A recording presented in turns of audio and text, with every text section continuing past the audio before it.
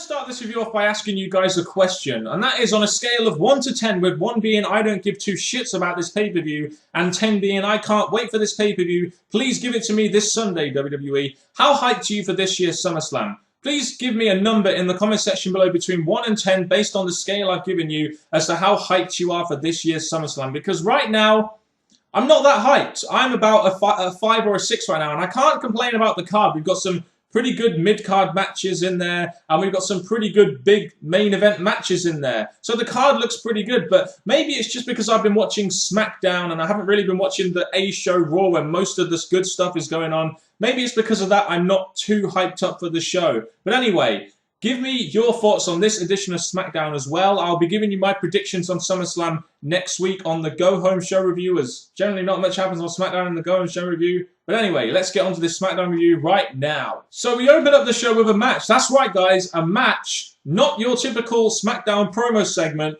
but a match between Randy Orton and RVD.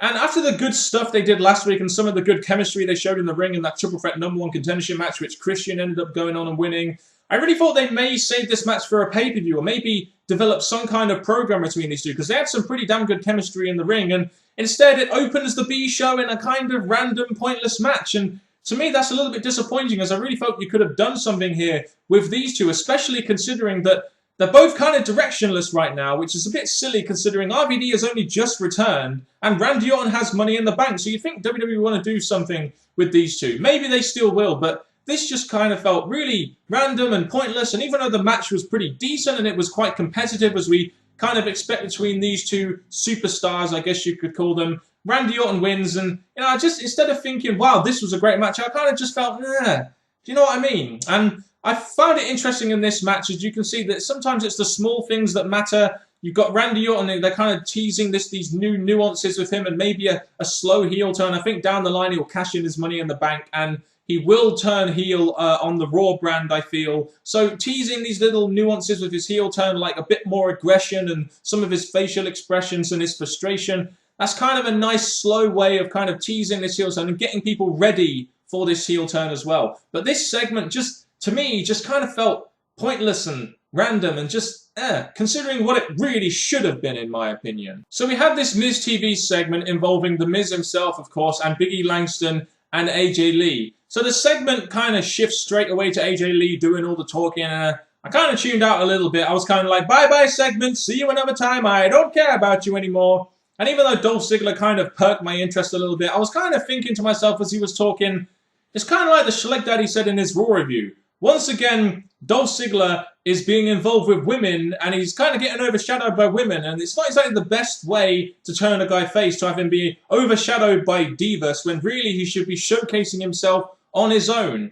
I mean, he doesn't even get his own match at SummerSlam. He's involved in a mixed tag match at SummerSlam with AJ Lee and Biggie Langston and Dolph Ziggler and Caitlyn being on each other's teams. And they've already done Biggie versus Ziggler on Raw last week, which I felt was kind of dumb.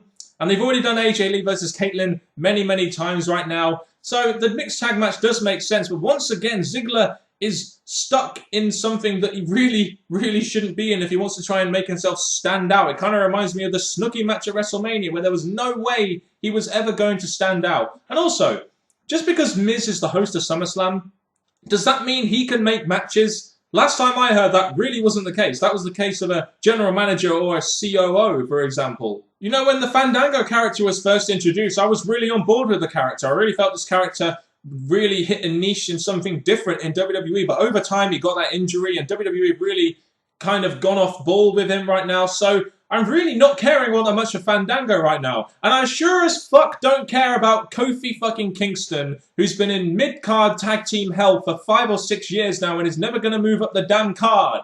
So you can kind of imagine how I reacted, i.e. when Fandango went on one-on-one action with Kofi Kingston. Not only did it just happen on Raw, and Fandango wins, but I don't care if they're going to do a program between these two characters that right now I have no investment in at all. So we've heard news reports this week that Sheamus is apparently going to be out injured for quite a while. Some people have been suggesting 4 to 6 weeks. Other sites have been suggesting 4 to 6 months. I don't really know what to believe yet, so I'll leave that to you in the comment section below. But as for Sheamus being injured, I don't like to see guys get injured. I really don't. It looks like he's going to be out for quite some time, whether it be a month or 4 months or 6 months, for example. But I think, to be honest, the Sheamus character has gotten quite stale lately, and I think the fans really do kind of need a break away from Sheamus, and I think this might be a good time for WWE to maybe try and do something a little bit different with Sheamus, whether that be repackaging him a little bit, maybe bringing him back as a heel, I don't know. I really am behind WWE pushing Sheamus as a Batista-like babyface. However, I wasn't behind making him that really corny Irish guy who went 80800 fella. I really wasn't behind that, so I hope WWE try and do something a little bit different with Sheamus to try and make the character a little bit more entertaining and a little less kid-friendly and stale. So this week on Smackdown, Daniel Bryan faced the Jobber.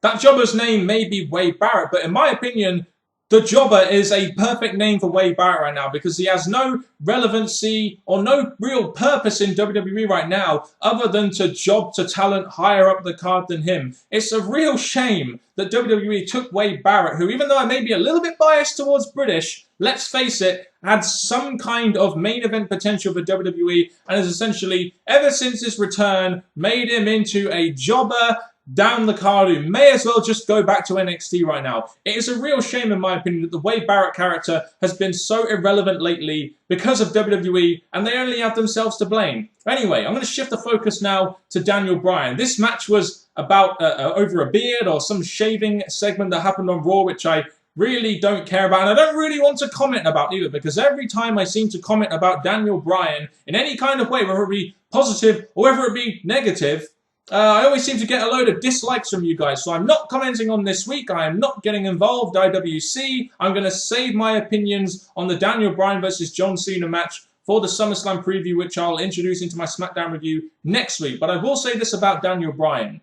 Although you guys may think I don't like Daniel Bryan, I actually do like Daniel Bryan. And I like the fact that WWE are at least taking a chance with a guy like Daniel Bryan, who was mainly come from the independent circuit, who is a kind of smaller guy, who is something different to what WWE would generally push. I just don't think he is this massive ratings draw that loads of people seem to think he is, even though his segments on Raw have been doing quite well lately, which I will admit I will. A highlight of the show for me was definitely seeing Damien Sandow's Sandowised version of the Money in the Bank briefcase. I think the good thing about Damien Sandow is you can do little things like this in his feud with Cody Rhodes to make Damien Sandow stand out. You're giving him his own version of the Money in the Bank briefcase. It's kind of like when they give people their own show, like Miz TV. It helps them stand out from the crowd a little bit. And I've only got really one word to describe this new Sandowised Money in the Bank briefcase.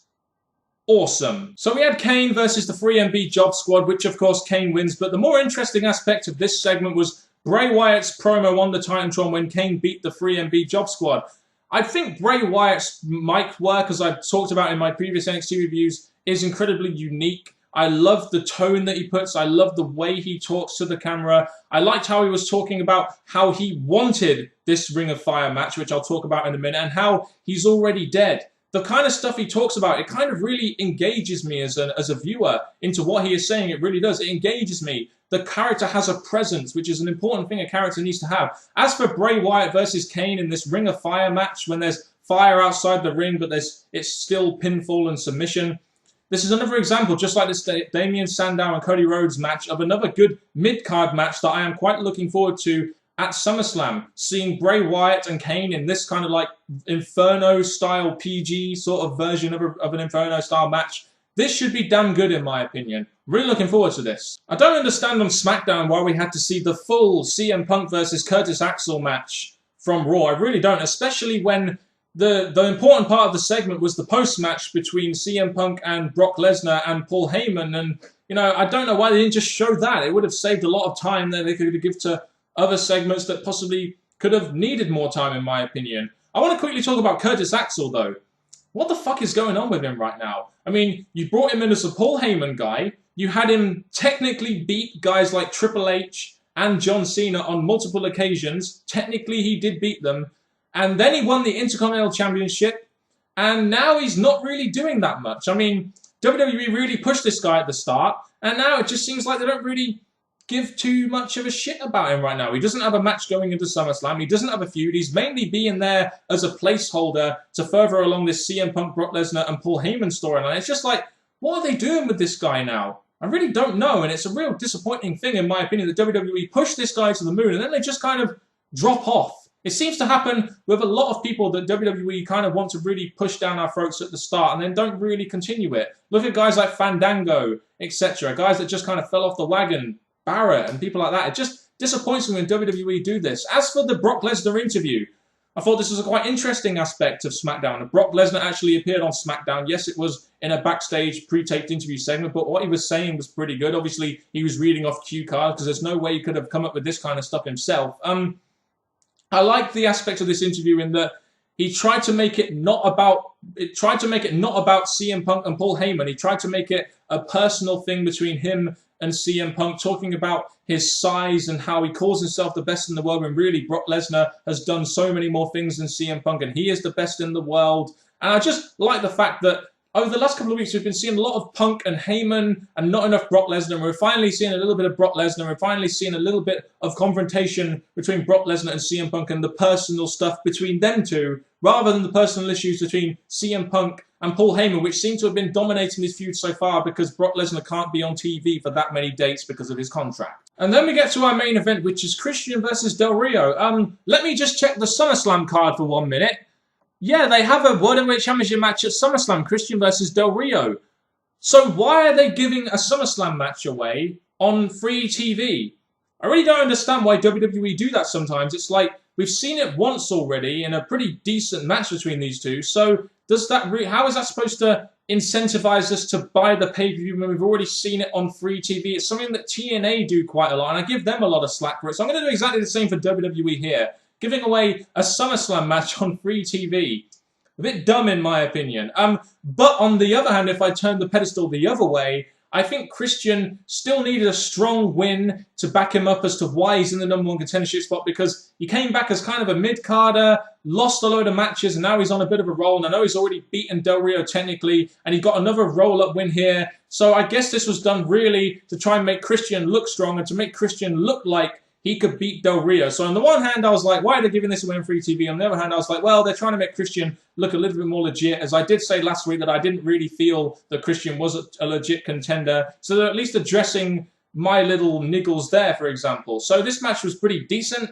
I really would have rather waited till SummerSlam to see it, and then I'd have a little bit more interest in it. But anyway, we get to the interesting bit, the post-match segment where you have Damien Sandow trying to cash in his Sandowised briefcase on Alberto Del Rio, only for Cody Rhodes to stop him and Cody Rhodes end the show. I did wonder why Cody Rhodes and Damien Sandow really weren't on SmackDown all that much, and I was thinking, are they not going to be on the show at all this week? But they ended the show, and using the cash-in, even though it was kind of half-assed, using the cash-in to continue that feud was a decent way to continue that onwards. And once again, you know, Christian and Del Rio was the main event match, but Cody Rhodes and Damien Sandow was the last thing we saw on TV. I think it shows that WWE have a lot of faith in this feud. You know, it may not main event Raw, but it's main evented or been the last thing we've seen on SmackDown 2 weeks out of the last, what, 3 or 4 now? So that's a good thing in my opinion. Spotlighting mid-card feuds in a spot which can make people care about them. I'm going to now go onto my overall thoughts on this edition of SmackDown. So it may have sounded like I was bashing SmackDown a lot this week, like I was sort of nitpicking and I didn't really like the show all that much, but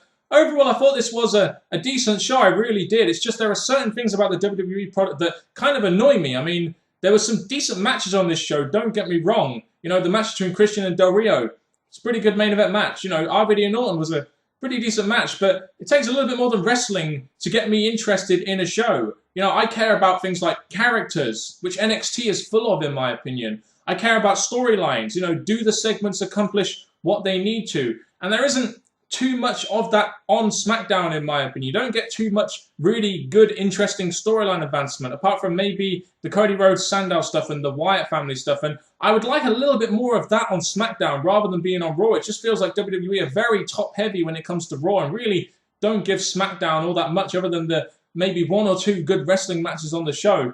Not just that, but some things really annoy me about WWE. I talk about segments accomplishing what they need to and trying to evolve characters. You look at guys like Wade Barrett, who are once there and are now there. Curtis Axel, who got this fantastic push at the start and is now just a placeholder for another feud. You know, you look at Wade Barrett, like I said. You look at Dolph Ziggler being involved with more women and not getting any other focus on him, despite the fact he's just turned babyface. These kind of things annoy me when I see these characters in segments, which is why I nitpick sometimes stuff which I really shouldn't nitpick and don't really focus on what's important. Because what's important to me is how they evolve these characters, how they evolve storylines, etc. But anyway, I'm going to finish it there, as this review has gone on for much longer than it should have done. Leave me your thoughts in the comment section below. Look forward to next week's SmackDown review, where I will be reviewing the show, but also giving my preview and brief thoughts going into SummerSlam, which is in 9 days' time now, I believe. So thank you very much for watching this review. If you have, I've been Mr. Parkin on behalf of the British Fist. Comment down below. Thank you for watching. Goodbye.